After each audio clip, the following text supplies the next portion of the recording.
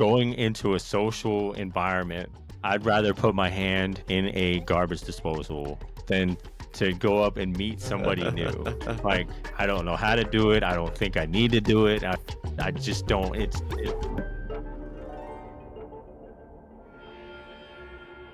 Hello, and welcome back to Retrieving Sanity with your podcast host Keegan, and this is your podcast for all mental health, addiction, recovery issues, and topics. And today we have a very special guest. His name is Ron Souers, like Austin Powers, but just a little bit more tasteful, if you will. So what if the thing you've been told is your flaw was actually your competitive edge?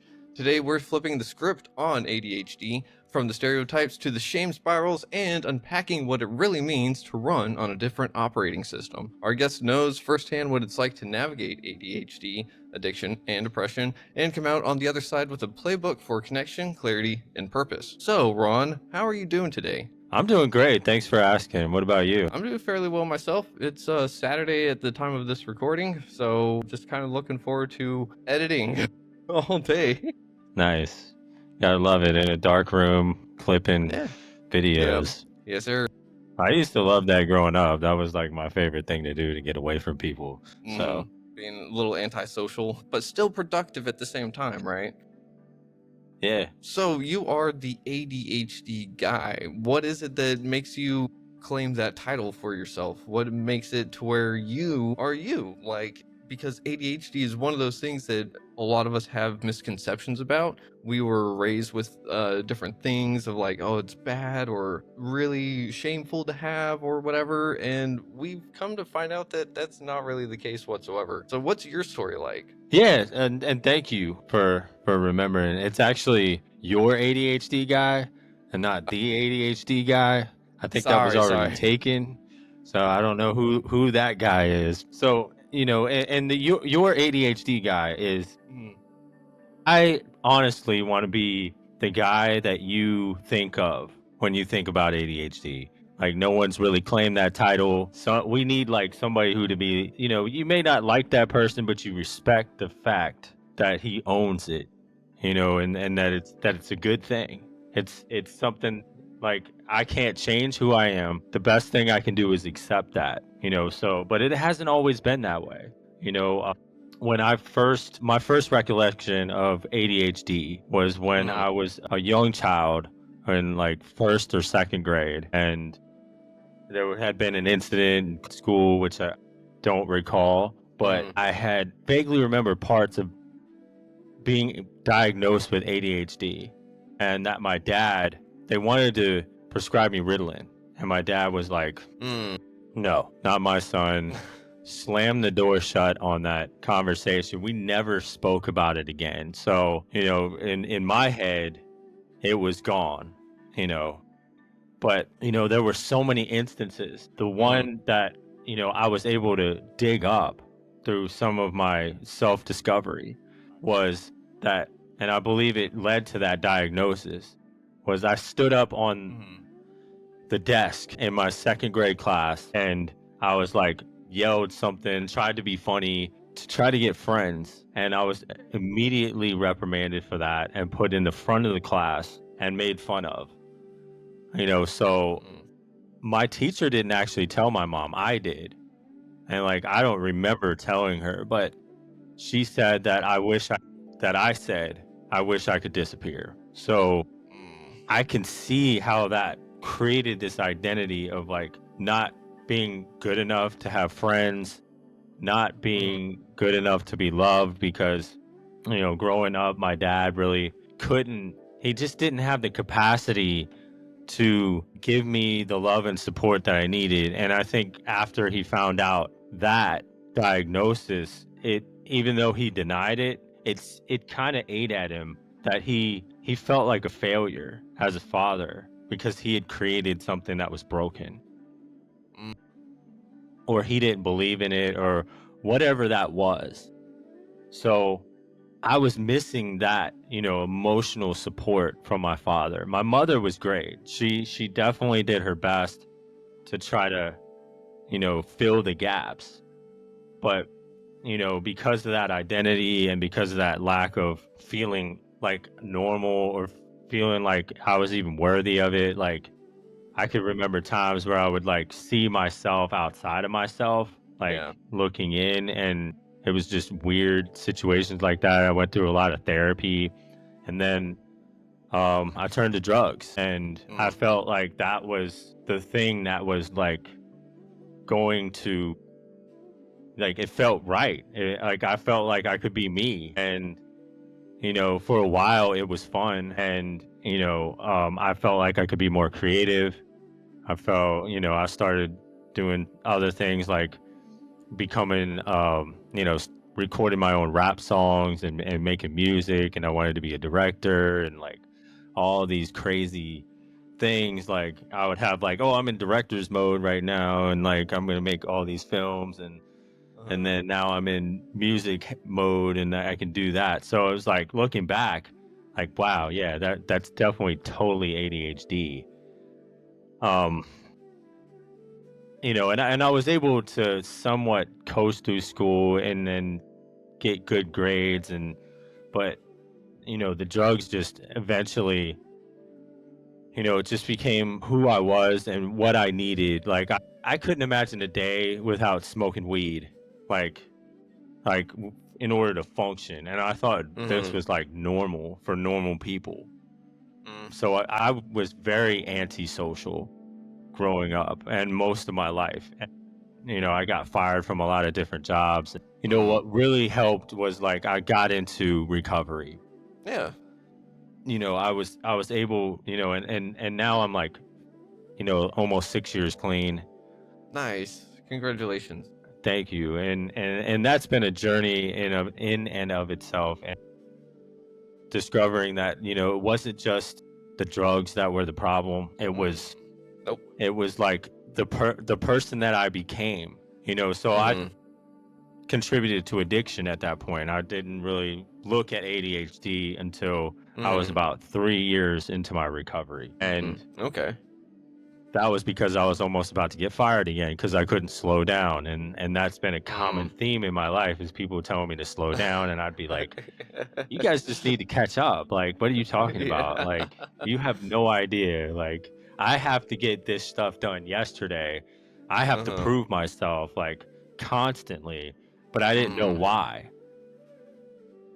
So I would get like burnt out, and I was just so scared about losing my job because like I was getting safety write-ups and wrecking equipment and getting injured, and like they were pulling me into the office and telling me, if this happens again. And so I was like, I need to talk to my doctor, about this, and like I can't slow down.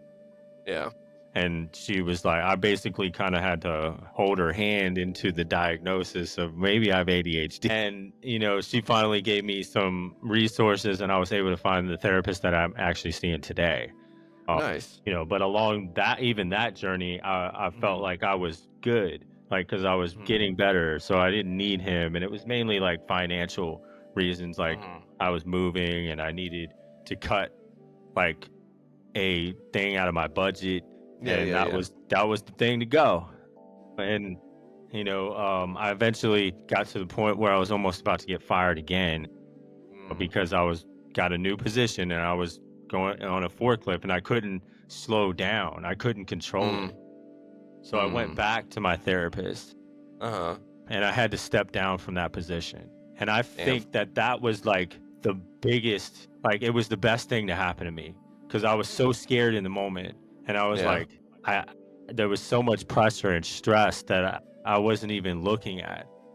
So I took the rest of the day off, and I was thinking of other ways that I can make money. And I looked into like, side hustles, because I wanted to make it, because I had these bills, and, taking a step down took a pay grade cut too. I still had to pay these bills. And I was like, you know what, maybe look at this side hustle. And then I started to look into like affiliate marketing and podcasting, and that really opened up the door, because like one of them was like finding what you'll be passionate about in the next 5 years. Yeah.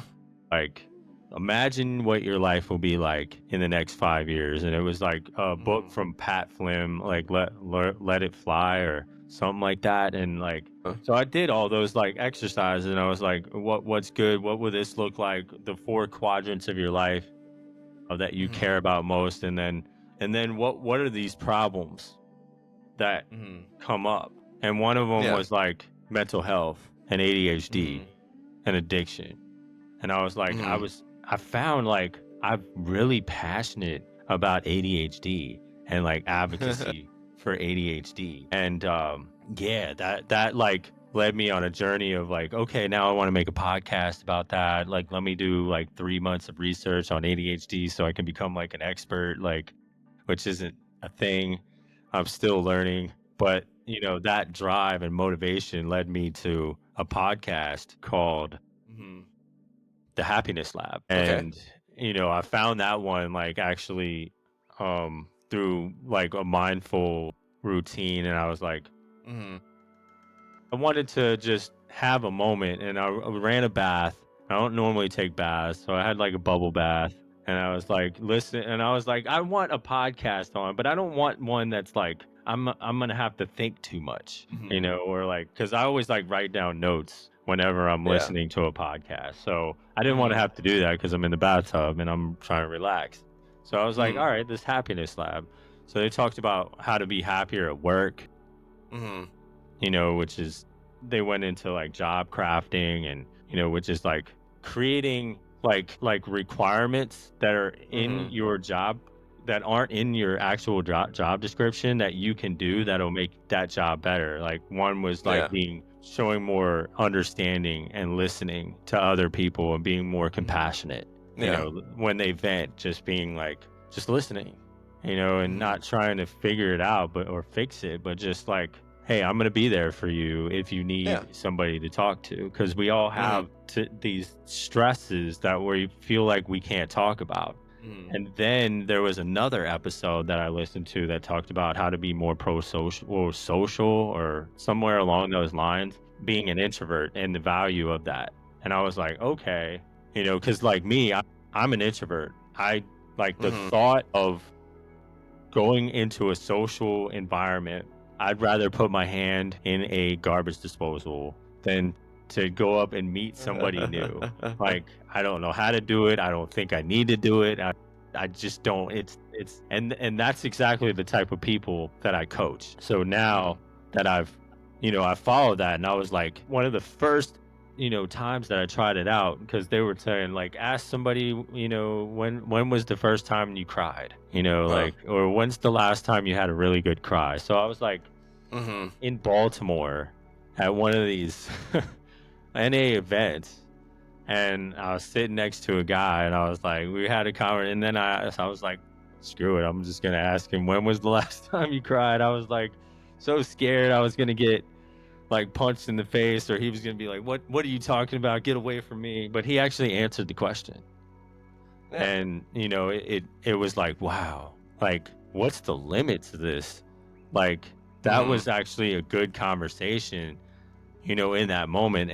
And I ended up going out to like different events and starting to like I went to this Comic-Con in Pittsburgh, and you know, I met a bunch of people, met a bunch of like celebrities. I even met Danny Glover talking about my podcast. Not with Danny Glover, but like it was empowering at the end of that.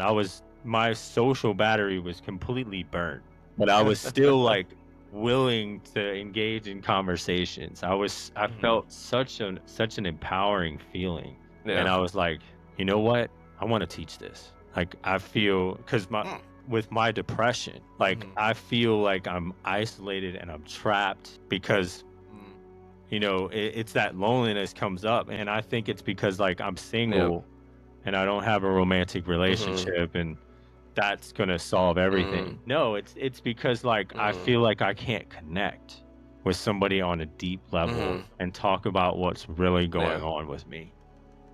And now that I've learned, like, you don't need to like sit there and like form this comment like, oh, I got to talk about small talk, I got to go to this stage, and then no, you can go like pretty much immediately into those deep conversations. So a lot of the practice that I get is for, you know, I get street interviews, for my podcast, which I stop people on the street, ask them, random questions, or, I've tried different things. I even went and did some dad jokes like one day, and I was like thinking like it was gonna, but whatever, let's just see if this works. And there was a lot of good reception. It's like some people really want to have that connection, but they don't know how.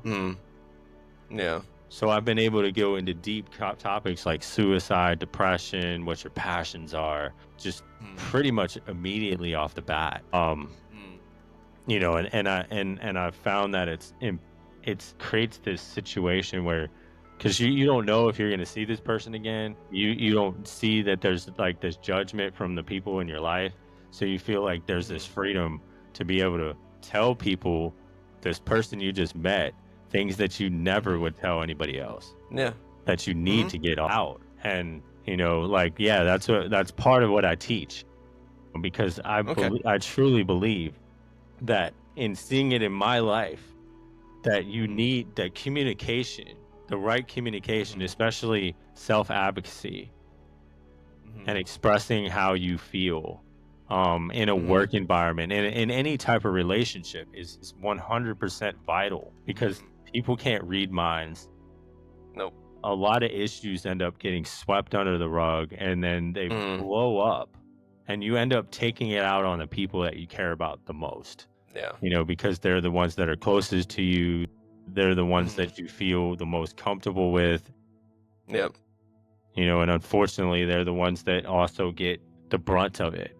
So it's like being able to talk about those things and reading my own emotions in the moment and being like, is this something that I'm willing to compromise on? Is this a boundary I'm allowing them to cross? Is this a hill I want to die on?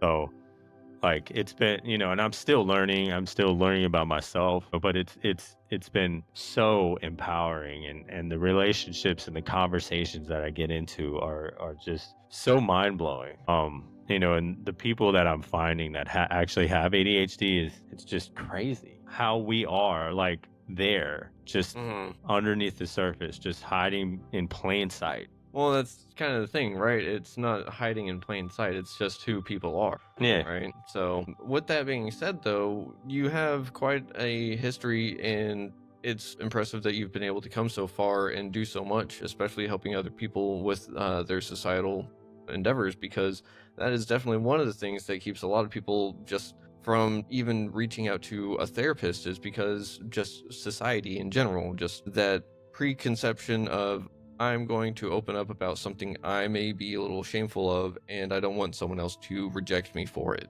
Yeah. But whenever people come from a spot of vulnerability and authenticity, yeah, that's right. Then it does open up the gateway for other people to come and say, well, hey, this person was open and they just spilled their guts a little bit, so why can't I do the same? It's like wearing your heart on your sleeve. Some people think that that's a bad thing, and I think it's a bad thing if you're doing it to be manipulative. But if you're just doing it to show people like, hey, I'm a person too, like these are my problems, and you're not trying to get anything out of it, then I think that that's nothing wrong, right? But whenever you started medicating with your ADHD early on, you were self-medicating, so you were just smoking weed for it? Did you go into like alcohol or anything else like that? In the beginning it was, well, I mean, it was a journey of like, like when I was in my teen years, I definitely took a lot of ecstasy, because I went to clubs, and that definitely, but that was like a weekend thing, because I would and that's why I felt like it wasn't a problem,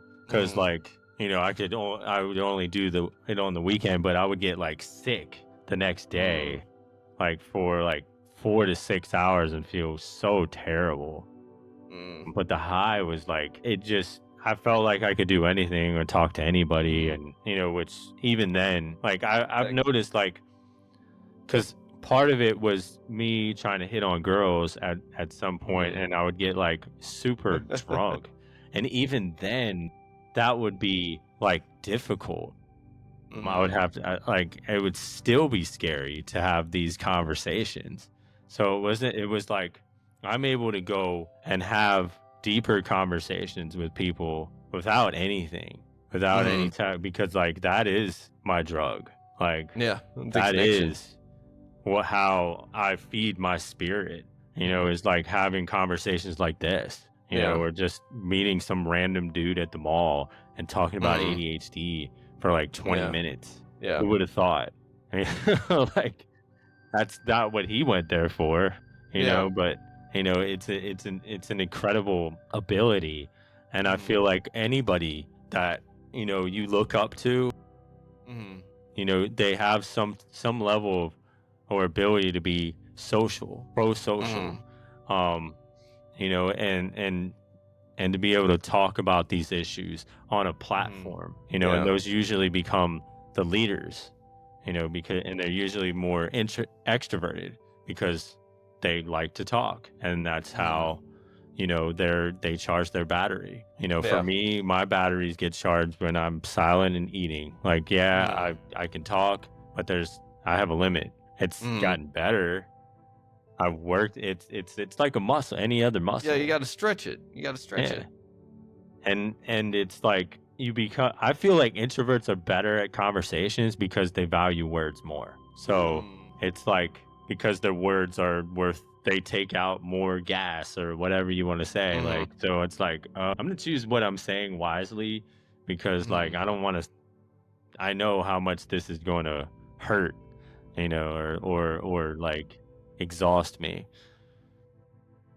That's interesting. I've not heard someone argue that introverts are the better conversationalists, but it would make sense whenever you take it into that account. And one of the things that I hear you saying is that there's magic in the everyday conversation that can happen, whether it's getting gas at the gas station and you're just speaking to the cashier for like 5-10 minutes because you said, hey, how's your day? And they actually told you how their day's going, and not just like, oh, fine. They're like, oh, kind of shitty because like my car broke down on the way to work and now I got to figure out how I'm going to do it. And you're like, oh, hey, I know a guy that actually helps people do that kind of thing. And then you never know the kind of magic that's actually going to happen from a little bit of vulnerability. And we're a social being. Like we were designed to, that's a part of our DNA, and that's how we survive.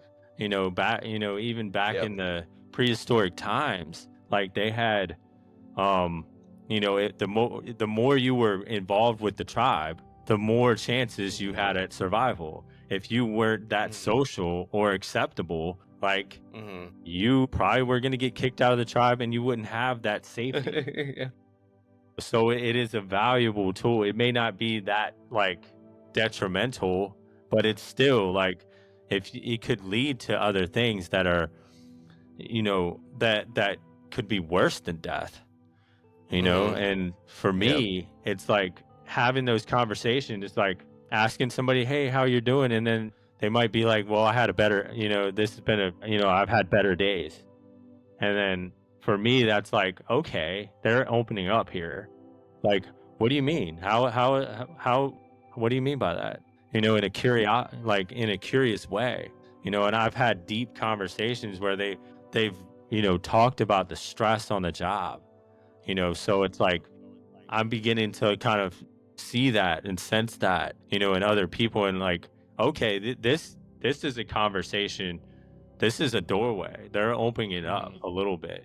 I may not ever had a conversation on that, but it's like it opened it up, and I end up having like getting to know them deeper, becoming better acquainted, having a more intimate relationship with somebody that I barely talk to. So yeah, it's been, and the more that I do it, the more intuitive it becomes. Like, I don't even like look for these conversations. They kind of find me. Yeah. It's interesting how that kind of works, right? That synchronicity aspect. Yeah. And one of the things I'm also hearing, or rather you pretty much said, was that if we weren't accepted by the village and we were kicked out, then we have to kind of do things that appease the people in the village. And whenever we have ADHD, we're growing up, we're annoying people, we're bothering people, we're making people all sorts of pissed off. And so we developed this rejection sensitivity that is like, I'm going to people please in a sense, But that's one of the things that you're also talking about is the self-advocacy. You have to speak up for yourself and tell other people like, hey, I'm not okay in this instance, you know? Yeah. No, definitely. Communication is key, Mhm, especially for ADHD and other neurodiversities. Is we mhm, don't know how to stand up for ourselves. We don't think that we're worthy to do that. So it's about like developing that confidence in yourself. So if I can mhm, have this deep conversation about who I am with a stranger, mhm, imagine like how I can develop that in the workplace. So if somebody mhm, says something to me that's like, they upset me mhm, because, one of my triggers is somebody talking down to me mhm. or, a certain tone of voice, like, Yeah, yeah, yeah. and that really sets me off, and like, it's just it's to the point where I want to quit my job. It's not anymore, but like I had to look at that, and then like settling down and having that conversation, because I've had those conversations with my boss, who, they were like, that shouldn't happen, or like, and I felt like you didn't need to yell at me in that situation. Mhm, And so I felt like I felt overwhelmed in that situation. Like, I know that you probably didn't mean to do that, but it would really help with like productivity for me if you didn't talk to me in that way, or if you tried to help mhm. like get better in that area, because Yeah. I didn't know like that was wrong. So if you could like maybe ask questions like, did you know that that was, Against that rules. wasn't what we were supposed to do, like put cardboard Yeah. down there. Like, I've been doing that Mhm, my whole time I've been here. You're new. Like, mhm, I'm just hearing about this. Like, if mhm, if I know not to do it, I'm not going to do it. But like, if you're telling mhm. me you don't, like, that's not Yeah. helping. That's not how people should be treated. I don't care who Mhm. you are. No. And that's kind of thing too, right? Like whenever it comes to rules, like if they make sense, like follow them to a T. Otherwise, it's like you just kind of explore, push the envelope because it's like I don't, or even just like this is what's been going on ever since I've been in existence, so why not? But whenever it does come to having those deep conversations and vulnerabilities with people that we don't know, it's easy because, as far as we know, that person is not ever going to be around again. And Yeah, it's no further of an impact on our life. Maybe. But that's kind of thing, too, you is never that, know. yeah, we never know. But so why do we have such a hard time doing that same thing with the people that are close to us whenever we should be able to rely on them, whenever they should be the safety net, the support net? Why is it so hard to open up to those closer to us? Yeah, I mean, that's a great question. And what I believe is that we've developed this relationship over a long time. So we kind of like are these Hmm. people, Yeah. that like, okay, they're just, that's who they are. They're probably not going to change, and this is how we generally get into those conversations. And Yeah. the only way to really change those is over time, and changing yourself and how you approach that conversation. Um, Hmm. because it's going to continue to perpetuate.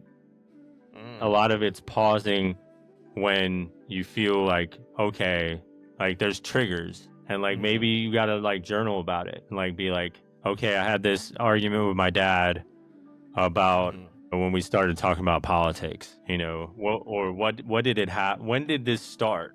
What was the point of the argument, and kind Yeah. of understanding it from that level, and Hmm. then getting to the level of like, okay, you feel the heat rush, or you feel the flash of red or whatever when it's going on, and your mind goes blank, and you just go, and then you're like, maybe you catch it, maybe you Hmm. don't, but it's about seeing it and noticing it. Like, you're not going to be, the impulse is crazy, like strong, like especially with ADHD. It's almost impossible To to stop it. completely stop it for any, I'm still impulsive, but it's gotten a lot better. And because I'm able to just either not say anything, or even with my dad, like, Hmm. we we don't have a lot in common to talk about, and a lot of those conversations become arguments, where it's just me yelling at him and him yelling at me, and nothing gets accomplished because we're not listening. It's not even a conversation anymore. So I've had to have like set boundaries and be like, you know what, I don't want to talk about that right now. I would appreciate it if we switch the subject, because I'm not comfortable, with engaging in that conversation anymore. So it's about like, and that takes some bravery, that takes some courage to be able to stand up, and you got to develop that. And sometimes it's going to come out wrong, but it came out, and that's the point. A lot of these things that I learned how to like talk to my boss, it didn't come out right, or how I would have wanted it to come out, but it came out. And I was able to, like, you can't get to the next step without screwing up the first step, like without making those mistakes, because you can go back and be like, how can I get better with that? Or like, I wish I did it this way. Maybe next time I have, because these conversations will keep coming up. So you'll always be able to get better and get into, bigger conversations and deeper conversations with much more impact.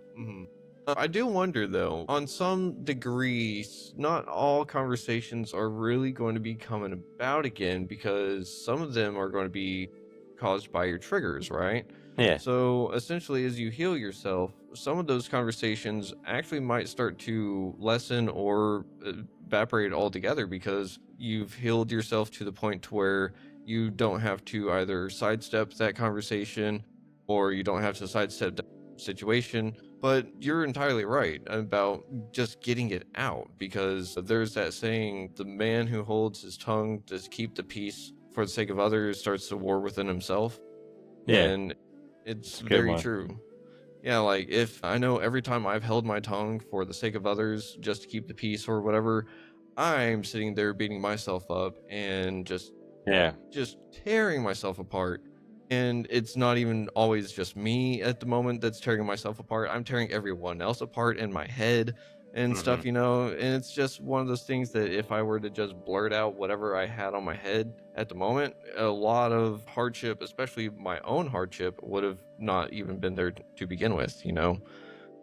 Whenever you are dealing with the person that is trying to be social and they don't know where they should start, what is one of your go-tos? Where do you tell them to start? Yeah, that's a good question.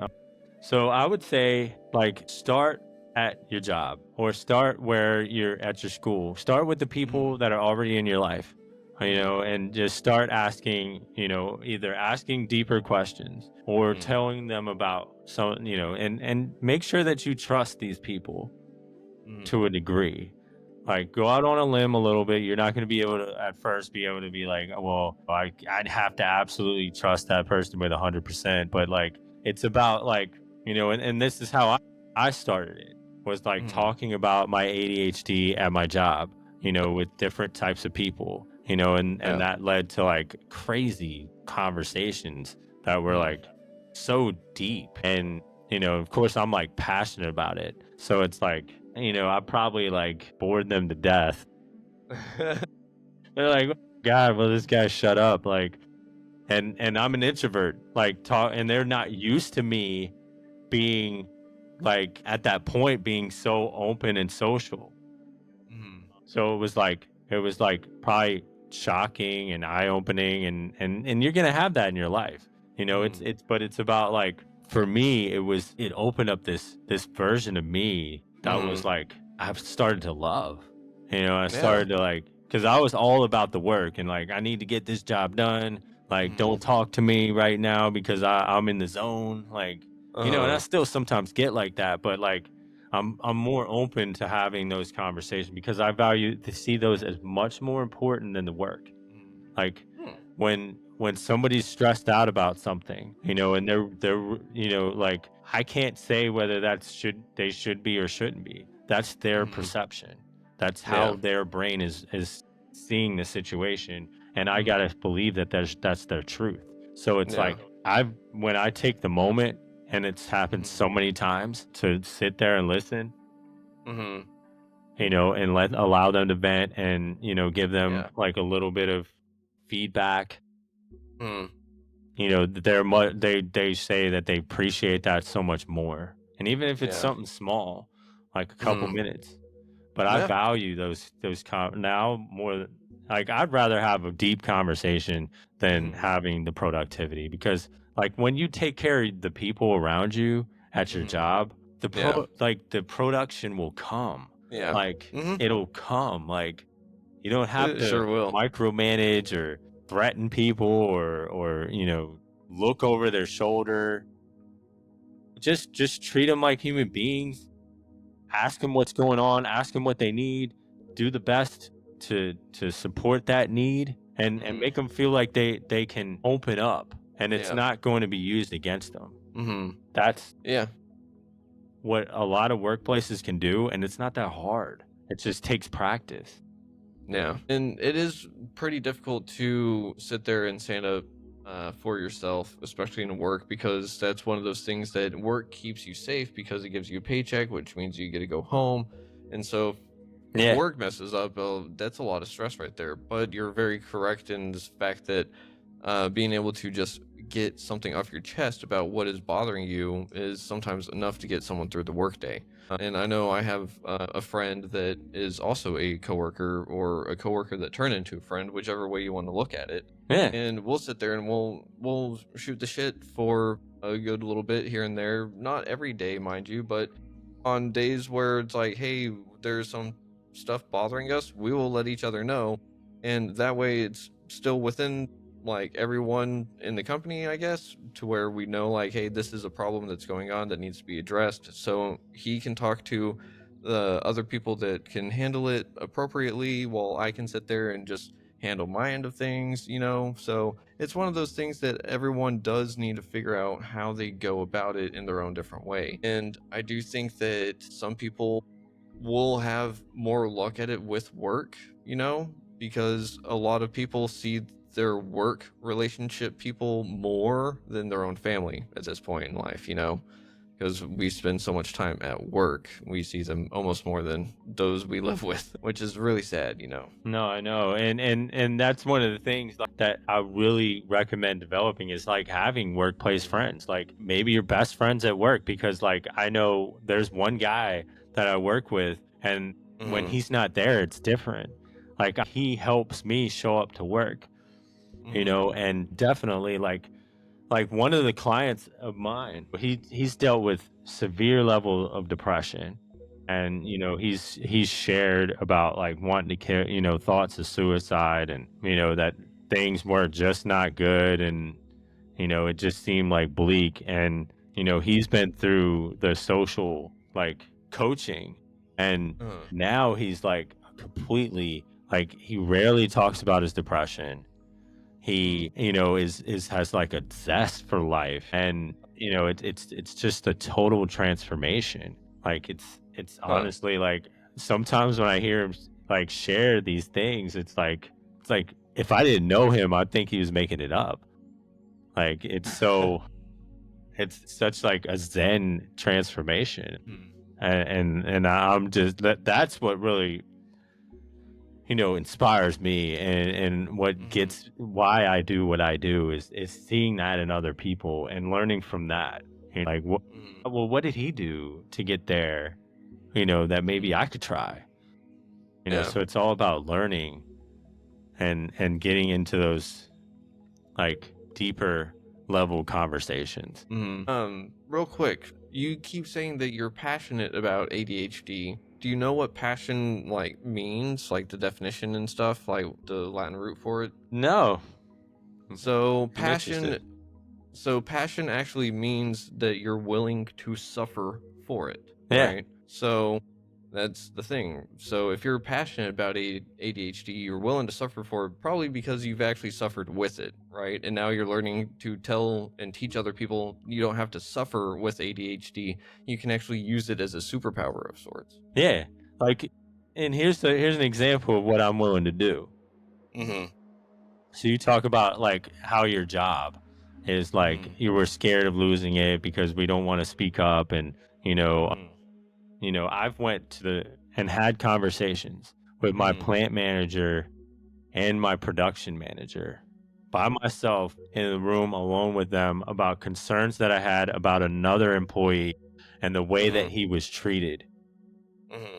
Because he was given too much, and trying to advocate for him in a way that's for safety, that this is a concern. This isn't about pointing fingers. This is about coming up with a solution, because this guy's circling the drain right now mentally, and he's going through such stress, and he doesn't feel like he can communicate that. So I was able to have that conversation, and nothing like happened to me. I still have my job. It didn't go necessarily the way that I had hoped it to, because it was more about he knows what he can do, and I was trying to explain, like, when you have ADHD, and I know from personal experience, like, when you see something needs to be picked up, and he's a forklift driver, like, you feel bad, or you feel until that thing's done. You feel bad because you let that person down. So you don't think about yourself. You don't think about your needs, in that mindset. And I've been trying to work with him to get to the point where it's like, if you need to see you first, and if you need to take a break, please take a break, because it's like, if you don't take a break, you're gonna break. So it's like being able to advocate for that, and I've even sent, because of that conversation, I've sent a letter to corporate, talking about not just that situation, but it was a whole lot of things that were going on that were unsafe and concerning, and coming from that voice of, like, I'm not pointing the finger here. I see something that we can do that can help with that. Yeah. And this needs to be talked about and looked at, because it's going to become a bigger problem. Oh yeah. And I'm still there. Like, that conversation with corporate was refreshing, because they opened the door with me, that this plant that I work at has had issues with mental health, and valuing that and appreciating that. So, it was like, sweet, like, that was a big win. Yeah, it's a real big win, and it never would have happened had you not taken that little bit of a leap of faith, if you will. And yeah, if I that's hadn't awesome. started talking to people on the street, or at my job, like, I would have never got to those conversations. Like, they lead up, like, it leads to a better place. Like, it opens up doorways that would normally have never even, you wouldn't even be able to see. Not even know that it was there. Yeah. Real quick, we are getting near the end of this episode. So do you think that we'd be able to see you back on in the future to talk about more ADHD stuff? Yeah, sure. It would be a pleasure of mine. I definitely enjoyed our conversation. Heck yeah. Awesome. Glad to hear it. And also, I did forget to mention in the before call that I do have the game show segment for you ready to go if you want to play it real quick. Yeah, sure. All right. So, Ron, our game show for you today is ADHD, always doing, hardly deciding. So I'm going to throw you some rapid fire micro scenarios where ADHD tendencies either trip someone up or could turn into a win. I just need you to pick how you'd handle it, and we're going to see if we can turn each one into a superpower moment. Are you ready? Sure. All right. So, number one, you've got 12 tabs open in your brain and on your browser. What's your next move? I don't know. I just, depending on how important they are, I have probably about 32 browsers open, tabs on like 3 different browsers. So I don't want to forget them. I don't know. I keep them open. Fair enough. Number two, you've hyper focused on a project for 9 hours and forgot to eat lunch. How do you spin this into a win? Yeah, I would definitely stop right then and get something to eat. Say I'm done for the day. That was an amazing productive moment. Yeah, good job on that win. But let's try to break that up next time. Yeah, there you go. I like that. Number three, someone calls you scatterbrained in a meeting. What's your comeback? Yeah, I mean, sometimes I get like that. It's just who I am, and thank you for letting me know. Sometimes that's a good thing. Thanks for reminding me about that. I totally forgot I was scatterbrained. Love it. Thanks for that observation. Number 4, you suddenly remember an idea from 3 months ago while you're in the shower. What do you do with it? Wow. Yeah, that's definitely something that's real. Yeah. I do my best to not just jump out of the shower and write it down, but I like try to remember it, as best as I can. And as soon as I get out of the shower, I'm definitely writing it down on my notepad. Dry erase markers, by the way, they work in the shower. Really? That's nice. I'll have to do that. I would do it myself, but I shower with the lights off, so I don't know what I'd be writing. How's that? What, showering without the lights? Yeah. It's so amazing. It is, to me, I just love the dark because I'm light sensitive. So it just takes away a whole bunch of sensory like input. And so I use nighttime showers for a sense of like essentially decompression and a little bit of like meditation, like waterfall meditation style. So I'll have to try that. That's cool. Yeah, just make sure that like your surroundings in your tub and whatever. Yeah. Like we have a little anti-slip mat to make sure that I don't really screw it up too much. Yeah. But that's the thing too. Got like a little smartwatch that I can use as a light if I need to. My phone's waterproof. I can take it in there if I need a little light. But yeah, just turn the lights off and just enjoy a shower. For some reason, I like it a lot. So some people think it's really, really weird. I really enjoy it. So. No, I think that, I try to do mindful showering, so it's like feeling the, smelling the soap or, feeling how that feels or how the water is washing down and how that feels on my different, and I can imagine that would be like, that would really help that, because I'm like not as much in my brain.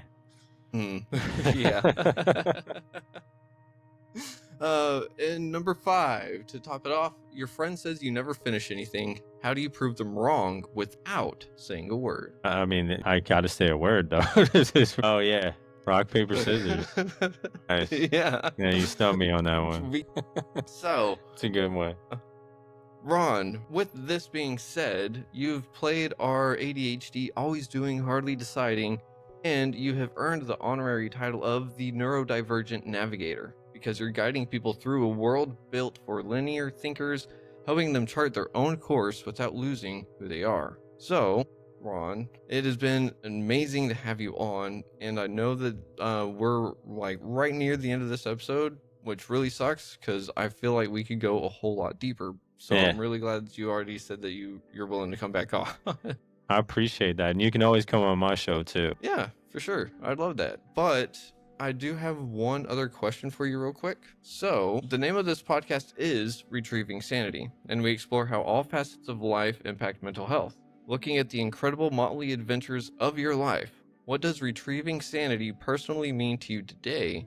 And what's one practice or perspective you believe is crucial to anyone on that journey? Yeah, retrieving sanity would be simple for me. It would be like practicing mindfulness, having a daily practice, getting that space, being able to reflect on like what's important, why I'm, if I'm rushing and I notice myself rushing, so I'm aware, being able to be aware of that or the thoughts in my head, like, what is the rush? What is the rush? Why do you need to do this? Don't you have a good life already? Why do you need to do this? I love that. I have everything that I need. Everything else is just like icing on the cake. Yeah.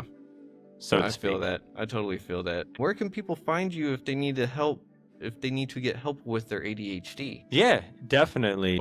If you're a guy 40 and over, suffer with depression, anxiety, or ADHD, or addiction, and you want to become more pro-social, or you want to work on, things that'll help really build deeper connections in your life and unlock the version of you that was always there. You can find me at youradhdguy.com. There's a link in there to get a free discovery call with me, so you can figure out what we're going to do, what game plan you got, or if you're even a good fit. And I also am offering your guest a free self-discovery journal for adults with ADHD. It's something that I published, something that, It's helped a lot of people in my life. That's also available on that site, youradhdguy.com, right at the top. And if you really want some tips and, you want to hear more of me, you can find me at my podcast, Don't Mind Me, I'm Different. I mean, I just have ADHD. See, I even forgot my own podcast name. That ADHD. That's on Apple, Spotify, or your favorite platform. Sweet. Well, Ron, it has been an absolute honor and a pleasure having you on. And I got to say thank you for everything you've done for yourself and everything you've done for everyone else around you, because it sounds like you're just lighting up the world with everything that you're doing. Yeah, and I appreciate that. Thank you for your kind words and your warm reception, and definitely that little quiz at the end was a little surprise. Like, it was nice though. And I'm honored and flattered and hope to work with you some more. Heck yeah, man. Stick around for the after call, but everyone else, we've got to get going. So I've got to just say thank you for listening to Retrieving Sanity on WDJY 99.1 FM. And you can always find us on YouTube, Spotify, Podbean, Apple, wherever else you find your podcast. But don't forget to subscribe, because we got stuff coming out more than we do on the radio, because we just got busy. So with that, also remember to love yourself, love others if you can, but you got to love yourself first. And as always, much love. See you next week.